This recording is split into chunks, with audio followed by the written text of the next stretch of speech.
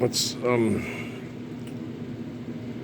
guys got to remember that the documentation written down that the Holy Bible is based on are based on actual events of actual people that are really good people. Same with the Holy Quran. Okay. The one that's the has the most historical evidence from the United States point of view, with stories and Native American traditional stories and stuff. Plus, you have the Mormon with the Mobile and every story in the Book of Mormon. Okay, especially the story of Mormon, the peacemaker, the whole nine yards, from the Haudenosaunee and stuff like that, has indigenous stories and series and clashes between the Europeans and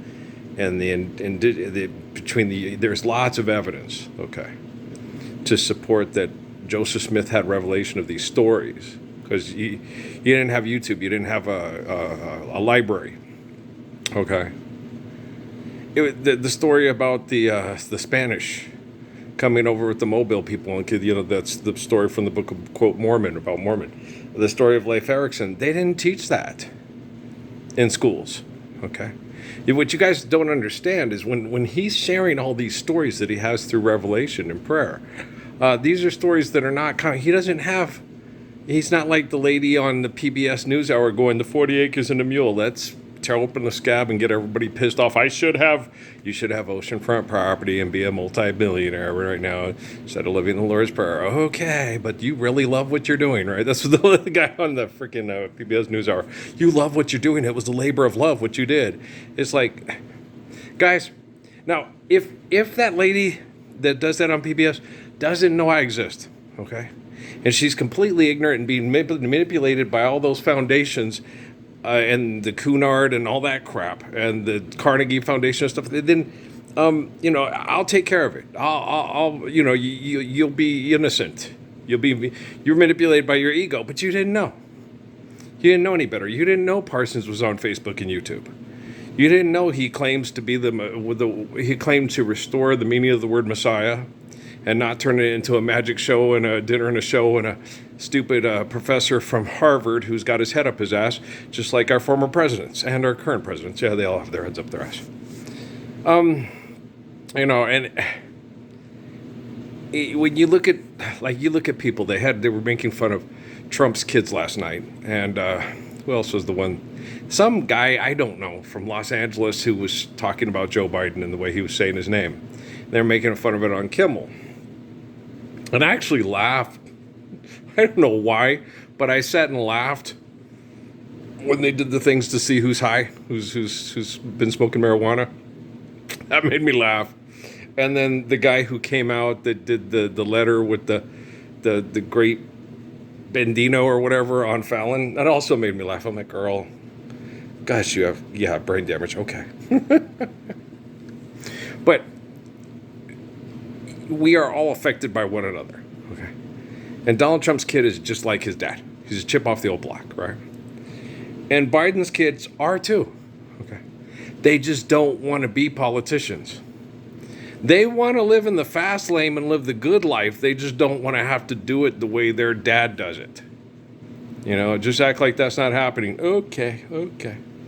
Boy, we're really famous and rich, and how gross is it to hang out with the most disgusting, genocidal mass murderers in the whole world? Yeah.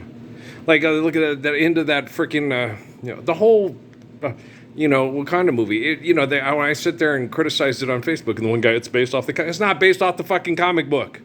I had the fucking comic books. In the origin story one, they did have one time where he goes back and I had the comic book.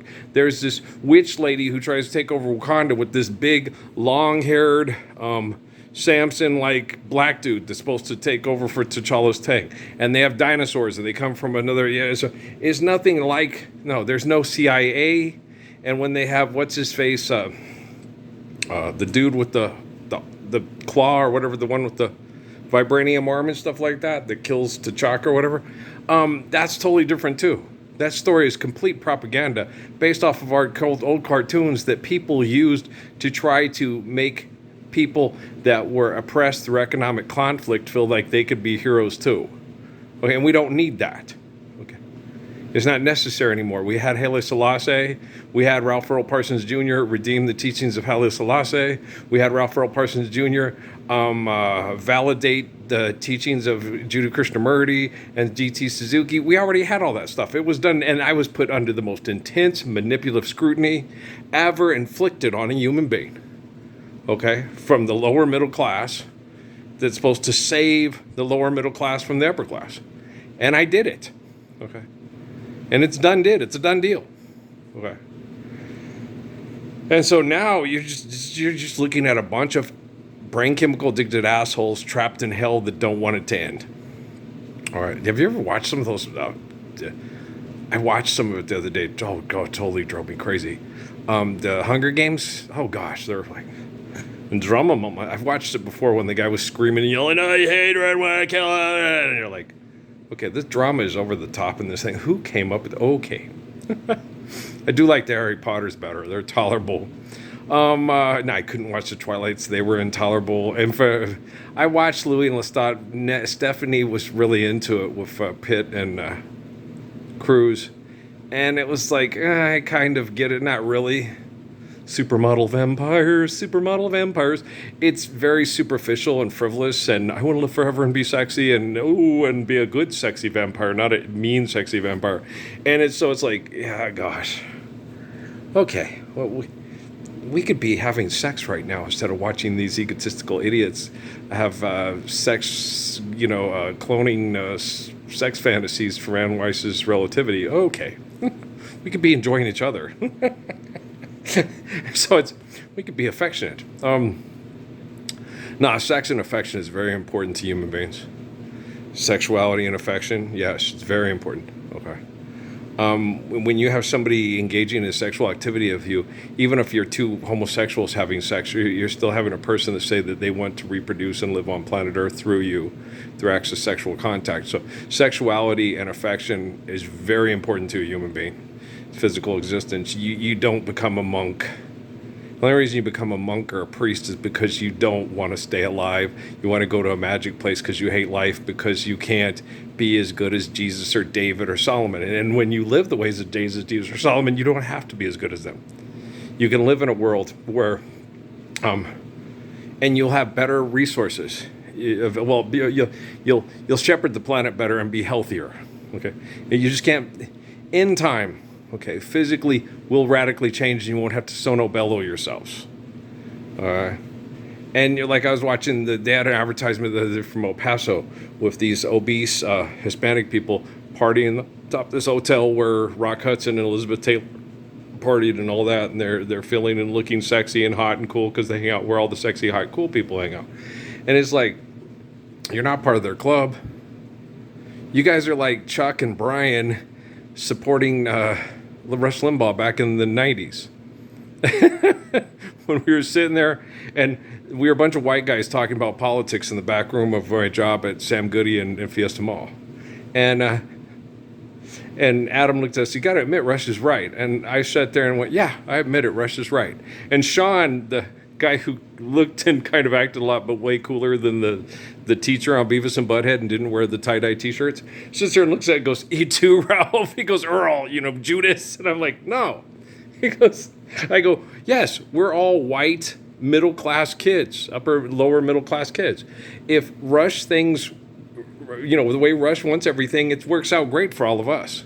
Okay, but it doesn't work out good for brown people, especially people that have to immigrate away from horrible things that happen because of economics, and it doesn't work well for homosexuals.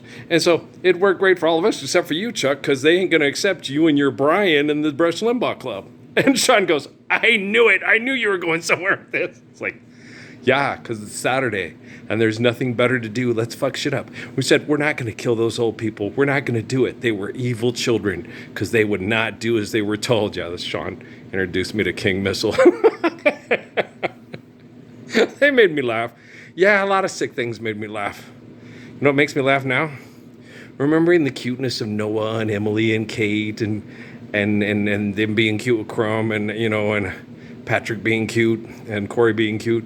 What makes me laugh now, Amy spilling her drink on herself on the way to Tina's, and Steffi saying, we have no money for food with Brian and Aaron. That kind of stuff makes me laugh. Real good lovable, affectionate, laughing things. I love you guys. I'm going to go. This might be the last one for the night. We'll see. Peace.